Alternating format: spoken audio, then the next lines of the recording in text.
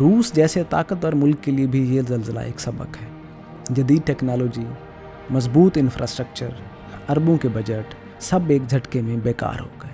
اگر روس جیسا ملک اتنا بے بس ہے تو پاکستان، بنگلہ دیش، افغانستان جیسے ممالک کی کیا اوقات؟ ہم تو بارش میں ڈوب جاتے ہیں، ہم تو نالوں میں بہہ جاتے ہیں، ہمارے تو اسپتال خود مریض بننے بیٹھے ہیں، ہمارے ہاں تو زلزلے کی پیشن گوئی دینے والا وارننگ سسٹم ہی نہیں ہے۔ المیہ صرف روس کا نہیں بلکہ انسانیت کا ہے۔ قدرت کی زبان سادہ ہے، وہ ہر چند سال بعد ہمیں یاد دلاتی ہے ہم کچھ نہیں ہیں، لیکن ہم ہر بار بھول جاتے ہیں۔ ہم سمجھتے ہیں کہ چند عمارتیں، ایٹم بم، سوشل میڈیا اور کرپٹ جمہوریت ہمیں بچا لے گی۔